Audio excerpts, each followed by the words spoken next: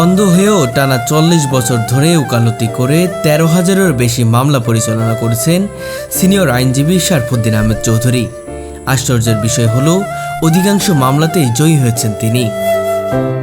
দুই চোখের দৃষ্টি নেই, তবু থেমে নেই তার জীবনযুদ্ধ। বয়স ৭০ পেরিয়েছে, কিন্তু মনের দিক থেকে এখনও তিনি তাগড়া জওয়ান। এখন পর্যন্ত আমি ১৩,০০০-এর অধিক মামলা পরিচালনা করছি, আর ভবিষ্যতে আরও অধিক মামলা পরিচালনা করার ইচ্ছা আছে। অর্থোপার্জনের জন্য নয়, বরং মানুষের আইনি প্রতিকার দেওয়াই ছিল তার জীবনের লক্ষ্য। না, টাকা মুখ্য না। আমার মুখ্য হলো প্র্যাকটিস করা, মানুষের আইনের প্রতিকার দেওয়া, জনগণকে আইনের প্রতিকার দেওয়া। দক্ষতা, নিষ্ঠা ও কর্মব্যায়ামের কারণে তিনি বরিশাল দায়রা ও জেলা জজের এপিপি হিসেবেও দায়িত্ব পালন করেছেন। জীবনের অর্ধেকের বেশি সময় এই মহান পেশায় কাটিয়েছেন তিনি। ঈশ্বর সাহেবের আমল থেকেই, জাতীয় আমল থেকে আমার এপিপি করা হয়েছিল, এশিয়ান পাবলিক প্রসিকিউটর। আবার 93-তে যে বিএনপি আসলো না, জাতীয়বাদী দল, তারাও আমাকে এপিপি করছে। এপিপি করার পরে আওয়ামী লীগ আসলো, আওয়ামী লীগ আমার এপিপি করছে। এই তিনও দল আমাকে এপিপি হিসেবে নিয়োগ দিচ্ছে, বুঝছে। তারপরে এই বর্তমান সরকার দিচ্ছে আমারে, যখন দেখছে যে আমার 37 বছর হয়ে গেছে এপিপি হিসাবে, তখন আমাকে এডিশনাল পিপি হিসেবে নিয়োগ দিচ্ছে বর্তমান সরকার। তবে শারফুদ্দিন আহমেদ চৌধুরীর জীবনে নেমে এসেছিল এক হৃদয় বিদারক ঘটনা, যা তার জীবনকে বদলে দিয়েছিল চিরতরে। ছাত্র অবস্থায় তিনি বরিশাল মেডিকেল কলেজে অধ্যয়নরত ছিলেন।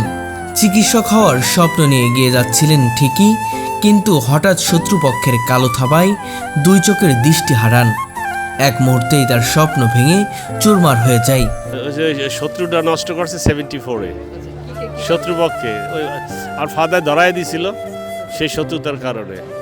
আর ফাদার একজন লোকাল এলাইট ছিল। তারপর ওই শত্রুতার কারণে চোখ নষ্ট করছে। নিডিল দিয়ে ঘা দিয়া।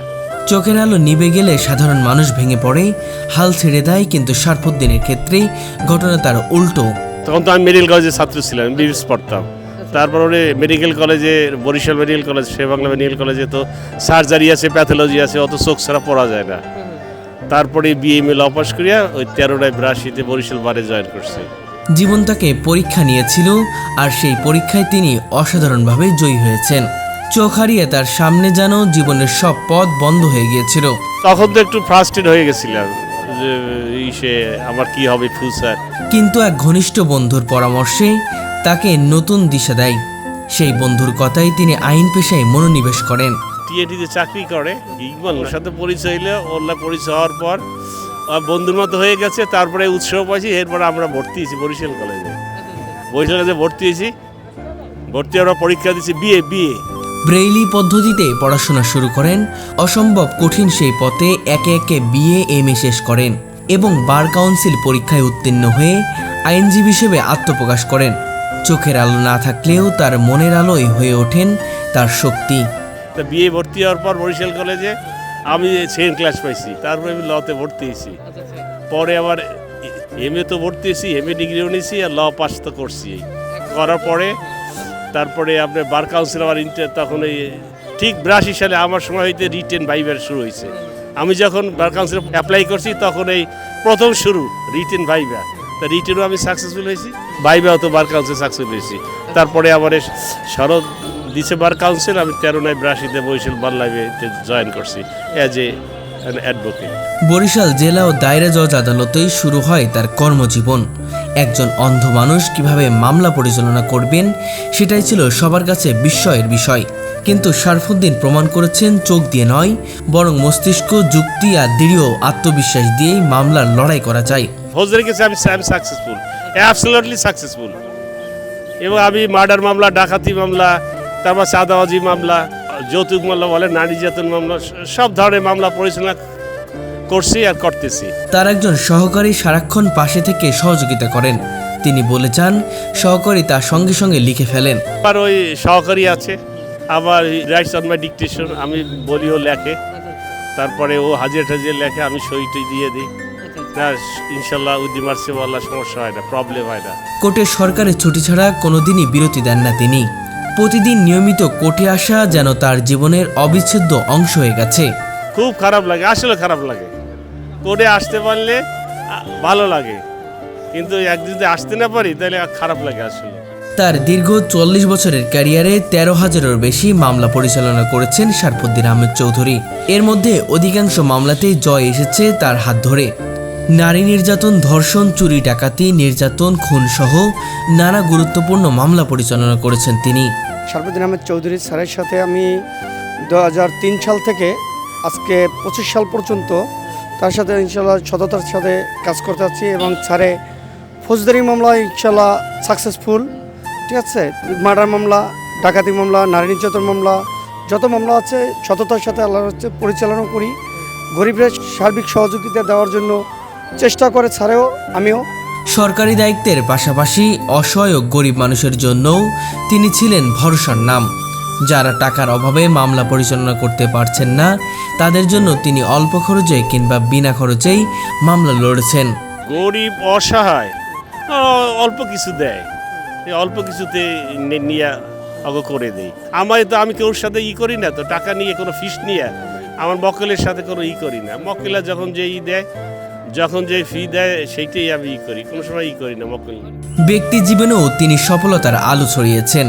তার বড় ছেলে ব্যাংকের কর্মকর্তা এবং ছোট ছেলে পুলিশের এএসপি পদে কর্মরত। এক ছেলে এডিশনাল এসপি আর এক ছেলে ব্যাংক অফিসার। আমার আসলে এটা আমার আনন্দ হয়, গর্ব হয় যে আমার দুইটা বলে আমি ইস্টাবলিশ আল্লাহর রহমত করতে পারছি, কাজে এটা আমার সৌভাগ্য।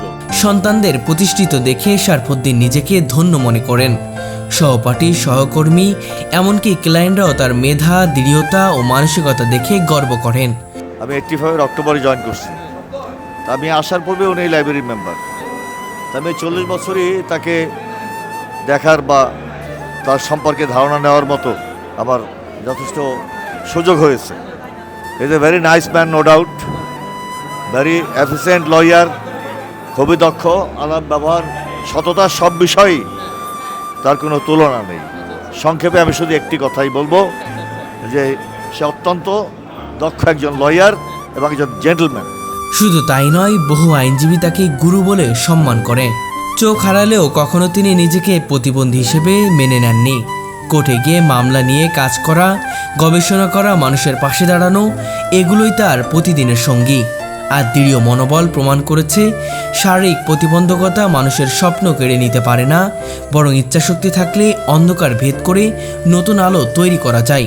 মানুষের যদি ডিটারমিনেশন থাকে, উইলফুলনেস থাকে, তাহলে ইচ্ছা করলে সে ওই কন্টিনিউ করতে পারে, লেখাপড়া করে সে একটা জবে এনগেজ হতে পারে। মনটাকে শক্ত রাখতে হবে, মন ইচ্ছা শক্তি প্রবল রাখতে হবে, বুঝলেন, রাইখে সামনের দিকে আগাইতে হবে। আজ তিনি কেবল একজন সফল আইনজীবী নন, বরং সমাজের জন্য এক অনুপ্রেরণা। তার সহপাঠীরা গর্ব করে বলেন তিনি শুধু একজন আইনজীবী নন, তিনি একজন জীবন্ত উদাহরণ যে অন্ধ হয়েও সব কিছু জয় করা সম্ভব। স্যারে অত্যন্ত ভালো মানুষ। স্যারের সাথে আজকে 23 বছর পর্যন্ত কাজ করতে আসছি এবং স্যারের সাথে কাজ করে আমি খুবই আনন্দ পাই এবং ভালো লাগে। শারফুদ্দিনের নিজের অঙ্গীকার, যতদিন শক্তি থাকবে ততদিন আমি মামলা লড়েই যাব। শারীরিকভাবে যত ফিট থাকি, আমি শারীরিক মানসিকভাবে ফিট থাকি ততদিন আমি এই পেশা চালিয়ে যাব। শারফুদ্দিন আহমেদ চৌধুরীর জীবনের এই সংগ্রামী গল্প আমাদের শেখায় অন্ধত্ব কোনো সীমাবদ্ধতা নয়, বরং অদম্য সাহস আর অধ্যবসায় মানুষকে প্রকৃত আলো দেখায়। তার জীবন এক জীবন্ত বার্তা, প্রতিবন্ধকতা মানেই থেমে যাওয়া নয়, বরং নতুন পথ চলা শুরু করা। ইংরেজি 1382-তে বরিশাল বারে জয়েন করছি। সেই থেকে অদ্যাবধি আমি অ্যাডভোকেট হিসেবে প্র্যাকটিস করতেছি, আর বর্তমানে এখন senior lawyer of the Barisal bar. শুরু এই ফৌজদারি দিয়েই শুরু করছি, বর্তমানে ফৌজদারি মামলা পরিচালনা করতেছি। না, সাকসেসফুল ভালো, আমি অনেক মামলা পরিচালনা করছি। বয়স কত এখন 70 আপ। ভালোই লাগতেছে আমাকে, আসলে আমি বললাম না, আসলে খুবই ভালো লাগে প্রফেশনটা। প্রথম দিকে তো আর বুঝতে পারি না, প্রথম লেখাপড়া করছি, কন্টিনিউ করছি, পরে জানতেছি পাস করছি, ল পাস করছি, করছি, তার পাশে একটা আসছে যে না এখন একটা হবে না, সমস্যা হয় না। আমার ওই সহকারী আছে, ওকে নিয়ে চলাচল করি, কোর্ট কাছারি। না, এখন ভালোই চলছে, আল্লাহর রহমত, ভালো আছি। ঠিক আছে, আপনি কি এই যে বরিশালেই শুরু থেকে শেষ পর্যন্তই আছেন এমন কিছু? হ্যাঁ, বরিশাল। গ্রামের বাড়ি হইলো আপনার ওই বয়লিয়া মিয়াবাড়ি, মুলাদি থানা, জেলা বরিশাল। বয়লিয়া মিয়াবাড়ি, সবিপুর ইউনিয়ন, থানা মুলাদি জেলা বরিশাল। আর পদবি তো advocate, senior advocate of Barisal bar. এই আর বর্তমানে হইল ওই এডিশনাল পিপি জজ কোর্ট বরিশাল। 44 বছর চলতেছে প্র্যাকটিস পিরিয়ড, 44 ইয়ার্স। হ্যাঁ চলতেছে 44 বছর চলতেছে।